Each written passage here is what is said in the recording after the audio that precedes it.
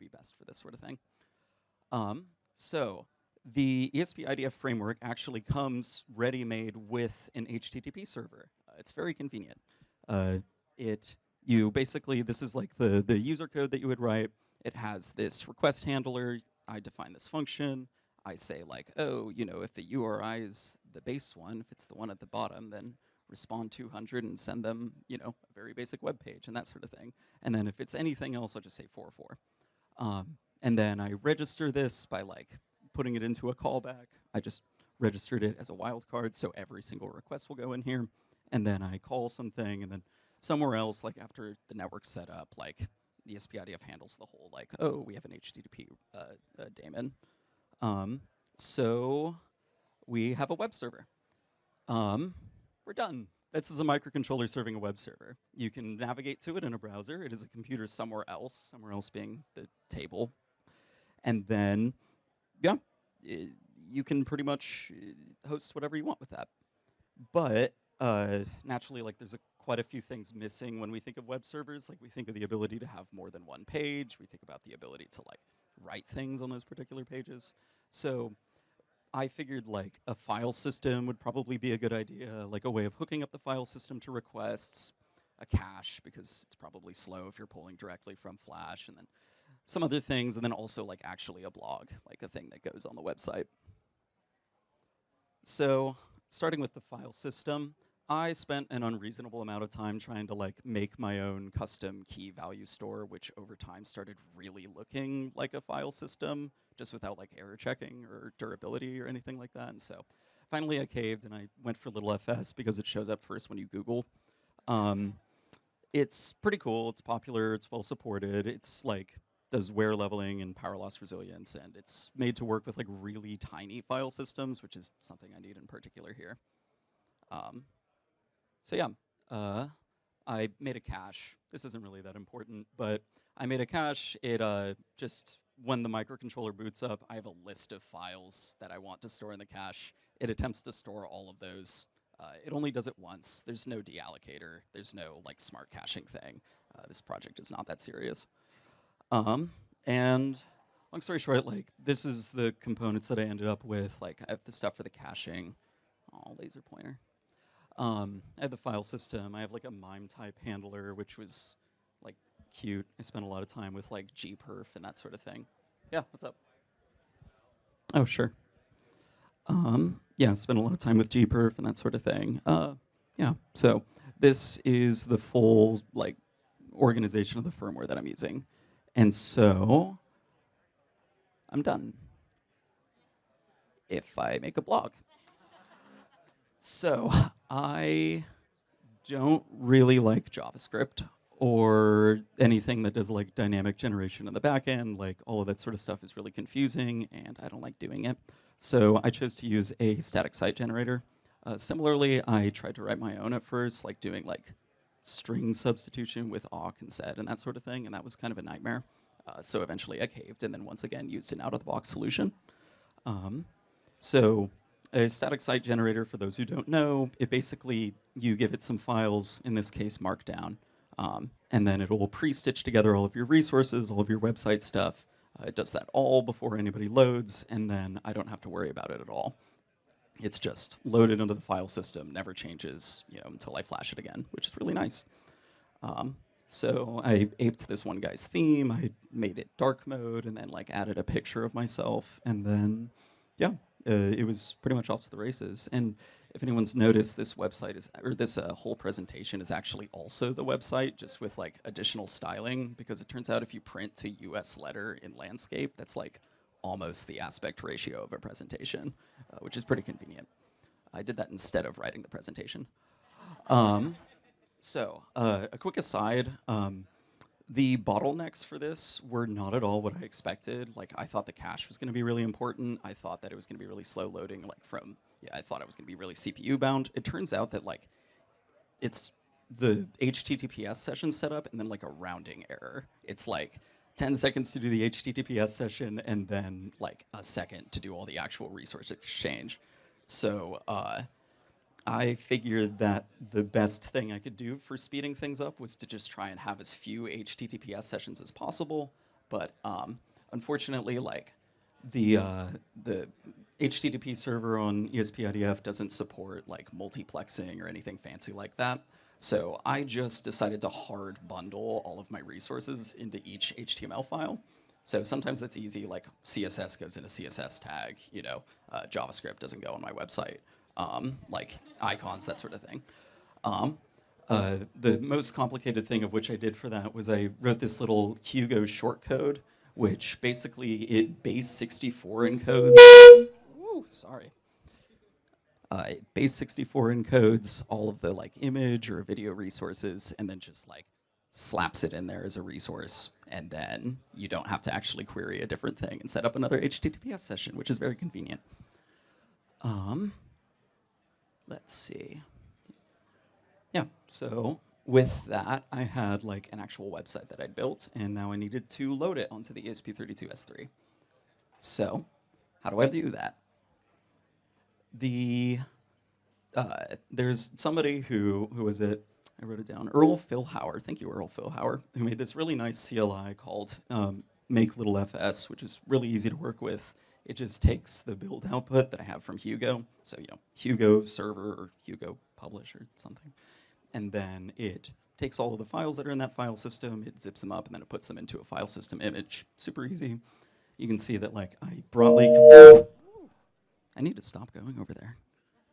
I compress everything before I put it onto the web server. I generate the cache file, which just says like, put my index file first, and then my RSS feed, and then everything else.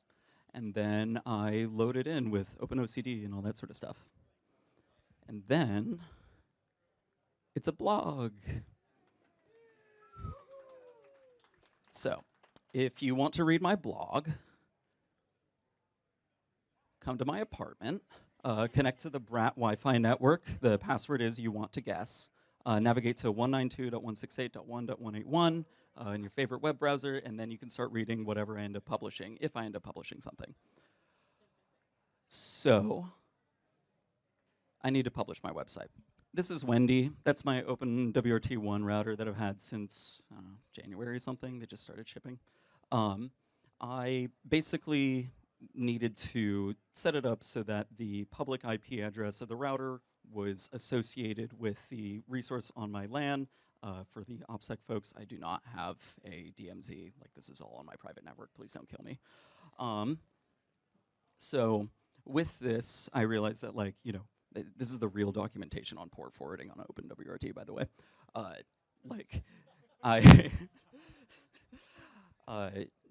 by setting up this association, doing some like really annoying configuration on OpenWRT1 that I don't understand because I'm like a website person. It got it all set up, and then you're now able to like navigate to the website publicly, which is super convenient. The only problem is I don't have a static IP. This number's gonna change. I'll try and find a way to publish this to everybody, but it's probably gonna be hard to find. So in order to fix that problem, I needed to get a domain. So I'm just gonna skip over all this. Like, I went to Namecheap. It wasn't that interesting. I registered some like A records or something. I also like bought a lot of domains because I'm kind of indecisive. And then, hooray! Like, I have a website and it's hooked up to a publicly like human readable name. But I really don't like seeing that. That makes me feel really sad. It makes me feel insecure. So I went over to Let's Encrypt. I did some stuff. What did I do? I used ECDSA and the ESCP 256/1 elliptic curve because it's like small and also pretty well supported, blah, blah, blah. Oh, OPSEC folks, all of my TLS keys are stored in raw unencrypted flash, and they're loaded into memory at start. And I was really, really sloppy with all of the like URI parsing. So there's like a 99% chance that you can just like dump my private keys. So have fun publishing content on my behalf. Woo! All right, bliss. So performance. I wrote a little script that uses the WRK testing library, super cute, just spins up a lot of threads on my laptop and tries to connect them all simultaneously and repeatedly. Just picks a random page to load. As you can see, I was able to serve like almost 10 requests per second, which I was honestly kind of impressed about. Like I thought I was going to be able to do half a request per second. Yeah, there's like a few socket errors and read timeouts, but like I haven't dug into why those happen because like most browsers just kind of smooth over that thing, and like I'm not a perfectionist. It seems like there's a lot of perfectionists here, but sorry, not me. And then my favorite fact is that according to Google's search engine optimization checker, this is a highly performant website. Got a 96 on performance, which I was pretty happy with. So yes, things I might do in the future. This is still on Wi-Fi, which is kind of dumb. I want to switch it over to Ethernet. I want to try and like get a custom PCB in a 3.5-inch HDD housing, because then I could like slot it into an actual like server rack, which I think would be cute. Should probably get an HSM so that the OPSEC folks don't kill me. I want a cluster of these. I think it would be really cute to just like round robin serve. Like if I ever had to scale up capacity, just have more of these. Like might write my own HTTP server, but that seems like a lot. And then like write stuff. So yeah, thanks for coming to my talk. Feel free to send me emails. I like emails from humans and not just like EULA updates.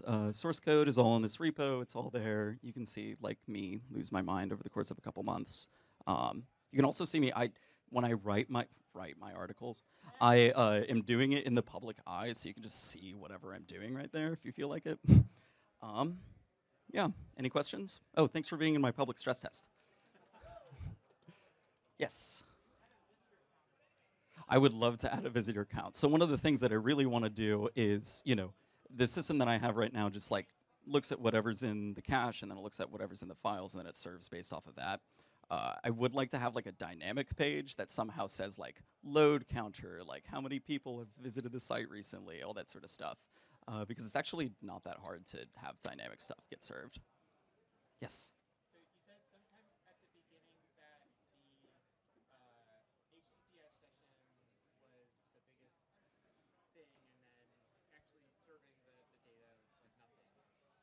But that was kind of towards the beginning of the presentation. I was wondering if did that change, like, and have you measured kind of that where the bottlenecks are inside Yeah. at this point? So as I was writing my article, I did like a lot of what was that? Repeat the question. Oh, repeat the question. Basically, was asking like I said earlier that the HTTPS session was the biggest bottleneck, and what like bottleneck testing had I done? Like, what did I find about like slowdowns and that sort of thing? So, with the HTTPS session stuff, like I've been, basically ripping out all of the code that I did and like testing it with each piece removed, like what happens with no cache, what happens with no HTTPS session. And the thing that I found really is just like, even when I downgraded to a much less powerful microcontroller, I switched to like one of the ESP32 C3s. Just having those crypto accelerators like significantly bumped performance over even like using something more powerful like the ESP32S or just ESP32. And the effect was so dramatic with like multiple requests that like when you connect, if the website is up currently, like somebody check, when you connect, like it takes about 2 seconds, and still like about a second and a half of that is just setting up the HTTPS session, and that's like a pretty consistent cost because I don't do any keep alives. That's like hard. So, yeah. So what's the link to your website? Link to my website. No. What's the number of bits per second between your website and the big internet? Oh goodness, I have no idea. Actually, did it say on the performance testing? I haven't read these.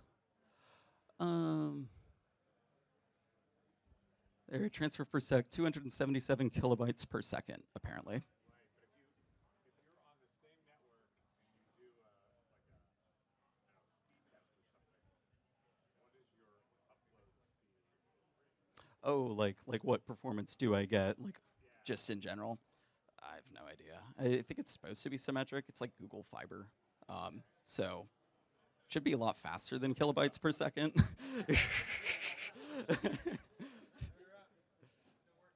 Hey. Yes.